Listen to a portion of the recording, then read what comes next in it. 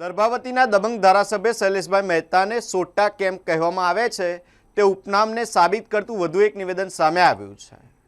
થુવાવી નજીક Rajli cricket ground ખાતે એક સભા યોજાઈ હતી, જેમાં તેમણે કાર્યકર્તાઓને સંબોધતા જણાવ્યું છે કે હવે 5 દિવસ બાકી છે, જીત માટે જે કરવું પડે એ કરજો, હું તમારી સાથે ઊભો છું।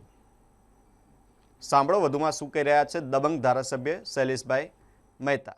ઉમેદવારો અહીંયા આવ્યા છે એ તમામ જંગી બહુમતીથી જીતવાના છે।